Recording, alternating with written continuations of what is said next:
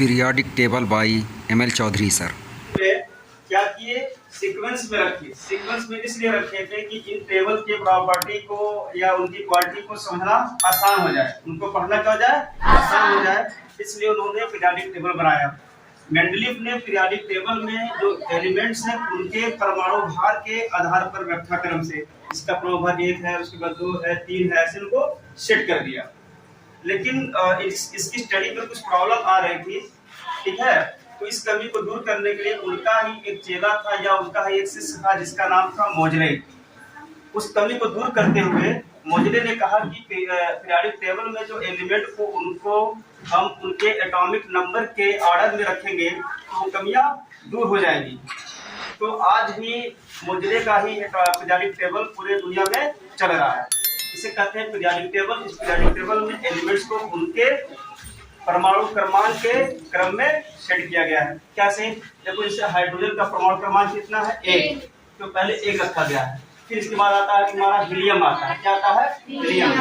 देखो 1, फिर 2, फिर 3, फिर तुम्हारा लिथियम क्या है, 3। लिथियम का परमाणु क्रमांक कितना होता है, 3 होता है। फिर देखो बच्चों, यहाँ पर बेरिलियम हो गया 4, फिर तुम्हारा बोरान हो गया 5। यानी यहाँ पर क्या है, यहाँ पर ये 5 है, ये यहाँ पर 6 है, ये 7 है। इस तरह से पढ़ना बहुत आसान हो गया क्योंकि काउंटिंग हो गया 1 2 3 4 5 6 7 8 9 10, ठीक है।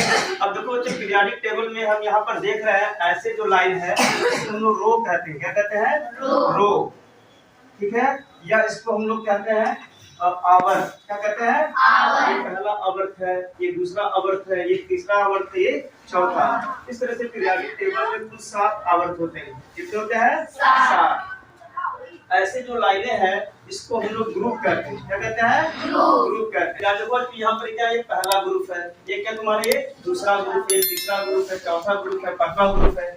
यानी जो ऐसे जो लाइनें खींचा गया है इसको ग्रुप कहते हैं। क्या कहते हैं, ग्रुप।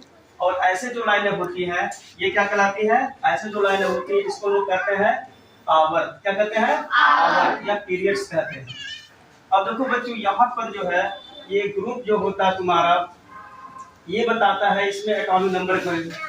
इस तरह से पीरियाडिक टेबल में कुल 18 ग्रुप हैं और 7 आवर्त हैं। लास्ट में हम लोग बच्चों यहाँ देख रहे हैं कि जो लास्ट ग्रुप हमारा है ये 8A, ये इसमें जितने भी एलिमेंट हैं उसको हम बोलते हैं इनर्ट एलिमेंट, अक्रिय गैसेस है।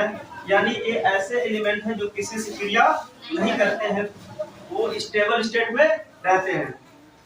अब स्टेबल स्टेट क्या होता है तुम लोग जानते हो, जिस एलिमेंट के बैलेंस सेल में 8 इलेक्ट्रॉन हो, क्या हो, 8 इलेक्ट्रॉन हो, वो पहले से अस्थाई होते हैं। क्या होते हैं, अस्थाई। अस्थाई मतलब किसी से क्रिया नहीं करते हैं, ये अक्रिय होते हैं।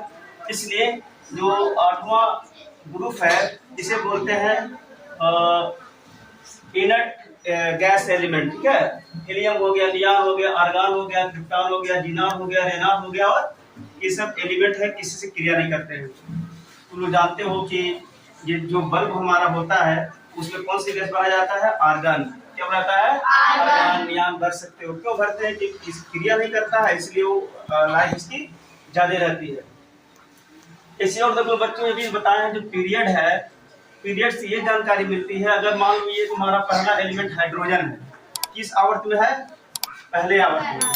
ये लिथियम किस आवर्त में है, दूसरा आवर्त। ये पहला एक आवर्त है, ये फर्स्ट, सेकेंड, थर्ड, ऐसे चला ना, ऐसे ऐसे जो 7 लाइनें हैं ये तुम्हारी आवर्त को शो कर रही हैं।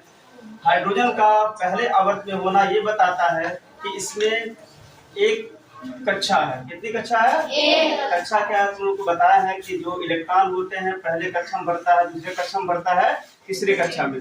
तो ये पहले आवर्त में जितने भी एलिमेंट है उसमें एक ही कक्षा होती है, पहला आवर्त, पहली कक्षा।